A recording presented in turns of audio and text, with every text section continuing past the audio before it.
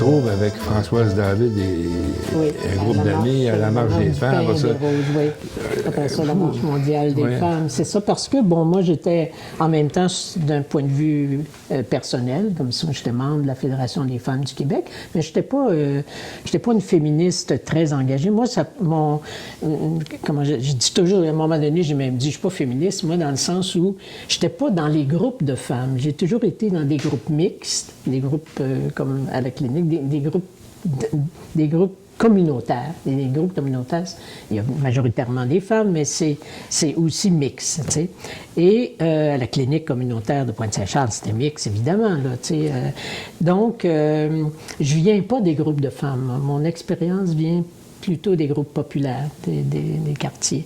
Mais j'étais membre de la Fédération des femmes du Québec parce que je trouvais que c'était important. Mais j'étais une membre, tu sais, j'étais même pas dans un comité de travail. Sauf que quand le projet de Françoise est arrivé, ce qui m'avait très interpellée, c'était le grand colloque congrès qui a eu lieu, un Québec féminin pluriel. Ça, c'est juste avant que Françoise arrive. Et là, ça ouvrait des perspectives formidables. Hein. Ça a été vraiment un moment fort, moi, dans ma réflexion, si on veut. Et quand Françoise est arrivée, je la connaissais, Françoise, un petit peu parce qu'elle était en lutte.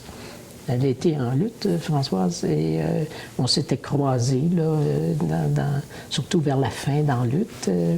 Mais pas plus que ça, là. Mais à ce moment-là, on m'a demandé si j'accepterais d'être responsable d'un contingent pour la marche du Pain des Roses. Alors moi, j'étais dans le contingent Rive-Sud et on avait une artiste dans chaque contingent et moi, c'était France Castel qui était là.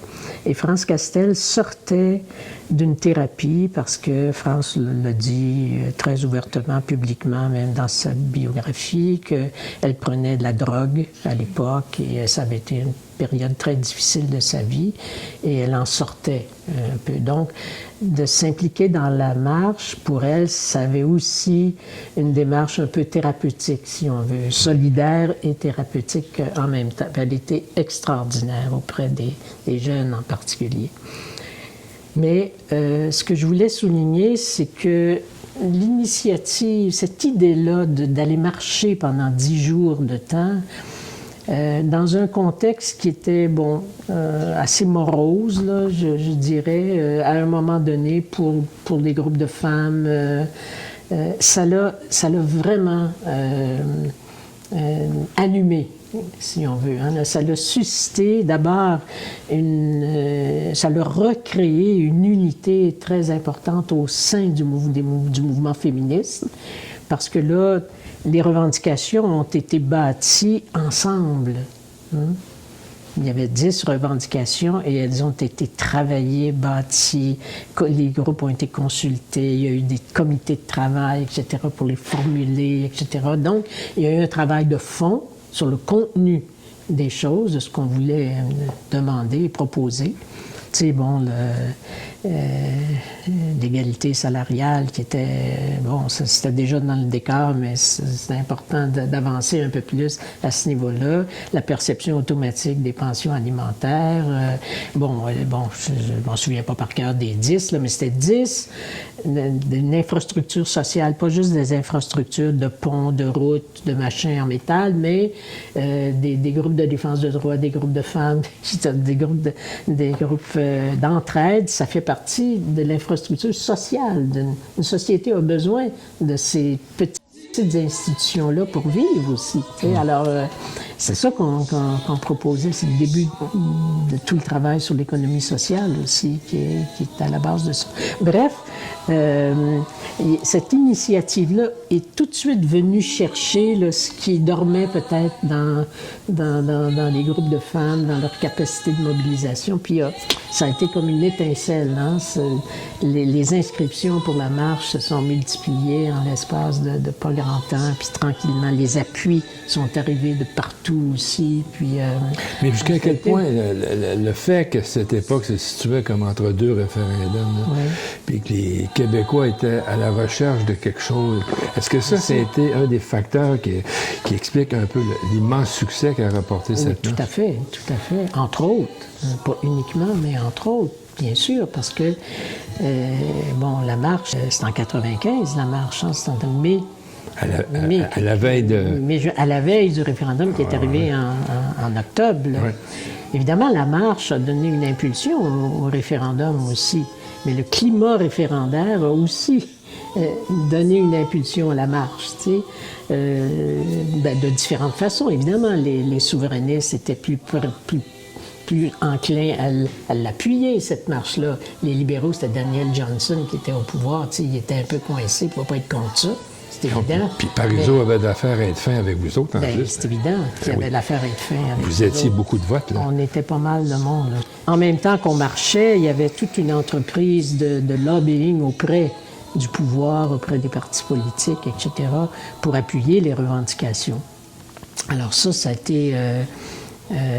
C'était un moment magique, un peu très important, qui a suscité la mobilisation, pas juste des femmes, mais partout où on passait, dans les villages, dans les municipalités. Vous étiez accueillis en héros. Oui, c'était vraiment... Les gens vous attendaient avec des fleurs à Québec. Ah oui, des fleurs, oui. Non, puis dans les municipalités aussi, les centres d'action bénévole s'étaient mobilisés, ils nous faisaient des petites sandwichs aux œufs. On a tellement mangé des bonnes sandwichs aux œufs, mais bon, c'était bon. Puis on couchait dans des gymnases, dans des sous-sols d'église, un peu partout. Puis France Castel, nous, on était dans le contingent de la Rive-Sud, là, tu sais, du pain des roses. Alors, France qui se levait le matin, qui chantait ça pour qu'on se lève dans le gymnase, c'est intéressant. Donc, c'est un mouvement social qui est à la fois sérieux au niveau du contenu, quand même. C'était des revendications structurelles là, qui allaient changer la vie des femmes immédiatement, entre autres les passer par leur conjoint, par leur mari à 3 ans. Ça changeait la vie des femmes, ça, énormément. La dépendance. La dépendance, ben oui. Et ainsi de suite. Là. C'était 10 revendications qui changeaient la vie immédiatement. On disait, on a juste une vie à vivre, là, puis c'est beau, le paradis à la fin de nos jours, etc. Mais là, c'est maintenant qu'il faut que ça se passe. Les mouvements féministes en général, ont toujours accordé une importance à la vie maintenant. Pas juste la nostalgie des grands récits, là. Tu sais, la classe ouvrière va à un moment donné instaurer quelque chose qui va exister. Et tout ce qui était vu comme réformiste, c'est bon, que tu améliores les choses maintenant, c'est de la merde parce que, bon, c'est pas vrai, ça. Les mouvements sociaux ont aussi la fonction de changer la vie maintenant, de l'améliorer maintenant. Tu sais, ça n'empêche pas d'améliorer encore les choses plus tard, puis de façon encore plus structurelle. Ça fait une base plus solide. Mais ça fait une base plus solide, puis ça rend la vie plus facile aussi, voyons. Alors, ça a été très, très, très important, et moi, j'étais dans le mouvement communautaire, bien sûr, à l'époque, et encore une fois, cette initiative-là n'a pas mobilisé ou interpellé que les groupes de femmes, mais là, un peu comme la grève étudiante l'a fait en 2012, interpeller au-delà du fait d'être une femme, d'une certaine façon, d'être des groupes de femmes. Hein? Alors, les groupes communautaires, les syndicats, l'Église, certains secteurs de l'Église, etc., ont appuyé cette initiative-là. Alors ça, c'est... Puis, c'est devenu assez rapidement une autre initiative qui a été la Marche mondiale des femmes. Faisiez-vous partie du groupe de femmes qui avait un peu obligé Françoise David à aller de l'avant avec cette nouvelle idée? Bien, obligée. Elle raconte ça. Oui, elle raconte ça, Françoise, oui, bien sûr. En fait, ça c'est après la Marche du pain et des roses, oui, il y a eu des discussions qui ont commencé à se faire naître, parce qu'aussi, cette initiative-là avait eu des échos dans d'autres groupes. Par exemple, le groupe de femmes de la COSI, l'Association québécoise des organismes de coopération internationale, avait un comité femmes et c'était des femmes de d'autres pays aussi, d'Amérique latine, d'Afrique, qui sont impliquées dans des groupes de coopération, dont certaines avaient participé à la marche du pain et des roses aussi. Donc l'idée de faire quelque chose au niveau mondial, c'est assez vite instauré dans l'esprit de quelques-unes, Diane Matt, entre autres, qui a joué un rôle très, très, très, très important à ce niveau-là. Nancy Borough. Manon était là aussi. Là. Manon était à la marche du pain et des roses, là, très importante, et puis elle a continué après. Là. Je saurais plus vous dire là, comment c'est né, mais oui, je me souviens, Françoise était, elle sortait de la marche du pain et des roses. C'était assez prenant, merci. Moi, c'est bizarre, j'avais l'impression que c'était la suite logique, finalement, de cette initiative-là. Et quand l'appel a été lancé, il y a eu une réponse très, très intéressante de plusieurs groupes à travers le monde, de groupes de femmes, et ça s'est enclenché assez rapidement. Ce dont je me souviens bien, par ailleurs, c'est d'une discussion importante qui était, est-ce qu'on va avoir une seule revendication qui porte sur la pauvreté, pauvreté des femmes partout à travers le monde, ou qui intègre aussi la question des violences faites aux femmes. La chanson des femmes belges. Violence et pauvreté. Voilà. Bon, mais ça a pu se faire parce que à un moment donné, et Diane Matt a joué un rôle très important, ça je me souviens, puis je lui rends hommage pour ça, parce que elle insistait beaucoup, Diane, pour qu'on mette aussi la question de la violence faite aux femmes, puis quelques-unes, moi, là, on résistait, on en veut juste une, tu sais, c'était déjà gros, une revendication, donc pourquoi en avoir deux, puis bon, finalement, on a convenu qu'on aurait des revendications sur la pauvreté et des revendications sur les violences faites aux femmes. Et je pense que ça a été c'était ce qu'il fallait faire.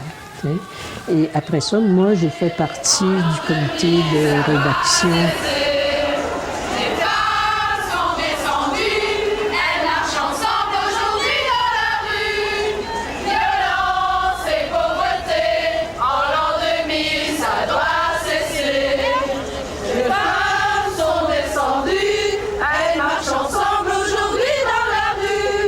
Et après ça, moi, j'ai fait partie du comité de rédaction de la plateforme politique, si on veut, là, avec Anna Maria d'Urbano, avec Diane Matt, avec Françoise qui était là aussi, avec d'autres personnes, Nancy Borough, Manon Massé, qui était là, c'était la Fédération des femmes du Québec, qui était l'initiatrice de ça. Donc, toute l'équipe de la permanence qui avait fait la marche du pain et des roses était là aussi, puis d'autres se sont ajoutés par la suite. Donc, oui, c'est devenu ça. Et moi, j'ai eu la chance, la possibilité d'aller en Europe à ce moment-là, en l'an 2000, pour être un peu porte-parole du projet de marche mondiale des femmes, qui était déjà en exercice. Et j'étais en Suisse. Alors, je suis allée depuis la Suisse, d'abord travailler beaucoup avec le comité organisateur de la Suisse, qui est devenu un comité organisateur européen. Ensuite, en France, en Belgique, à Rome, en Turquie, à Chypre. Bon, je ne me souviens plus. En tout cas, je suis allée dans plusieurs villes parce qu'il y avait beaucoup de demandes pour... et puis, ça a été extraordinaire. À Genève, la marche du 8 mars a été un moment extraordinaire aussi. Avec tous les pays, même des pays de l'Est qui étaient venus, des groupes de femmes. Il y avait combien de personnes, ça? Il y avait des milliers de personnes dans les rues à Genève. Ça, j'ai aussi des photos de ça, là, un petit livret, bon, etc. Moi, j'ai passé mon temps à faire des conférences, puis et ça aussi, ça a eu un impact on s'est rendu jusqu'au Fonds monétaire international et jusqu'à l'ONU. La marche mondiale des femmes s'est clôturée par ces deux grands rencontre-là, là, par le Fonds monétaire. On est rentré dans le Fonds monétaire avec nos pancartes, ce qui était complètement inadmissible. On a forcé les locaux à ce niveau-là. Puis à l'ONU, ça s'est présenté de façon différente, mais il y a eu des interventions très, très fortes, majeures, très émotives et très... Alors, ça a été, ça aussi, des expériences marquantes en termes de militance et de solidarité internationale. Ça, moi, ça m'a toujours plu, préoccupé. Je pense que le monde, avoir le souci du monde dans lequel on vit, d'un monde commun, si on veut, faut que ça s'exprime dans des initiatives, des actions de cet ordre-là, en même temps qu'on est très fort au niveau local, puis municipal, puis de quartier, bien ancré là. Mais les gens qui sont là, il y en a plusieurs qui ont participé à ces marches-là. Hein? Il y en a même qui sont rendus jusqu'à New York, qui venaient de Pointe-Saint-Charles. Hein, alors, il y a un lien très fort entre ces luttes-là. Mais il en demeure pas moins que le droit des femmes recule. Oui. Regardez les questions d'avortement aux États-Unis, en Europe. Regardez ici la remontée tranquille du conservatisme. Croyez-vous qu'il serait possible ou est-ce que ça serait de mise de songer une troisième marche? Ah, probablement. Il y en a sûrement qui ont pensé, ou alors des actions plus radicales de désobéissance civile. Ça se parle beaucoup aussi, là, occupation. Donc, d'être plus proactive à ce niveau-là, comme type d'action, si on veut. Si c'était plus massif comme action, ça aurait peut-être un impact aussi qui est intéressant. Mais c'est clair que la capacité de coaliser à l'heure actuelle tous les groupes de femmes, toutes les initiatives, c'est dans une situation plus difficile, plus problématique. Mais aussi parce que le recul des droits des femmes, je veux dire, est-ce qu'on doit s'en étonner ou au contraire prendre ça pour acquis qu'il n'y a jamais rien d'acquis pour les femmes? Puis que l'histoire non plus avance pas toujours. Non, c'est toujours un yo-yo. C'est pas un long fleuve tranquille, là, je dis souvent, là, qui va toujours dans la même bonne direction. Puis, tu sais... et le paradis à la fin de vos jours. Et le paradis à la fin de nos jours. Ça fonctionne pas comme ça. Non. Alors, qui aurait dit qu'au Québec, on aurait une meute, par exemple? Tu sais, un mouvement de cet ordre-là. Il y a 20 ans, j'aurais jamais pensé à ça. On avait eu Adrien Arcan dans les années 40. Il y avait eu avant. Oui, mais ça fait longtemps. Ça fait longtemps, mais il n'y a jamais rien d'acquis à ce niveau-là. Et pour moi, les mouvements sociaux, la permanence des mouvements sociaux, ça, c'est une garantie que on va être capable de faire face à ces nouveaux reculs, si on veut. Là, il faut recommencer sur la question de l'avortement. On va recommencer. Ou on va continuer de façon différente, mais la mobilisation va se faire. Et quand on voit tous les jeunes femmes là, de MeToo, etc., c'est aussi des candidates très fortes à une mobilisation sur les questions d'avortement. C'est évident, ça. Oui. Donc, non, moi j'ai une immense confiance que va ressurgir et ressurgissent déjà ces résistances à ces reculs-là majeurs qui vont être longues. Les luttes sont longues, difficiles, mais elles vont probablement prendre des formes très différentes de celles que moi j'ai vécues. Et c'est correct, c'est tant mieux, tu sais. Mais en même temps, il faut des formes institutionnelles de lutte. Parce qu'on ne peut pas être juste dans l'irruption citoyenne. Tu sais? Les irruptions citoyennes, c'est excellent. C'est excellent, oui. Et ça permet de mobiliser de façon très temporaire et dans un moment de passion, là. Ça, c'est extraordinaire. Tu vis là des choses très importantes parce qu'il y a des gens qui se mobilisent juste dans ces moments-là aussi, là, tu sais. Mais après, il faut qu'il y ait quelque part une institutionnalisation. Pour moi, institutionnaliser une lutte, c'est pas du tout caca, là. Au contraire, ça fait partie des exigences d'une action sur le long terme. Par exemple, les maisons d'hébergement pour femmes victimes de violences conjugales, elles sont nées d'abord d'une révolte face à cette situation-là, mais elles ont institutionnalisé la réponse qui était donnée à ça. Sinon, tu ne peux pas rester comme ça dans le surgissement tout le temps. Il faut que des choses s'organisent. Le mouvement syndical, évidemment, est très organisé.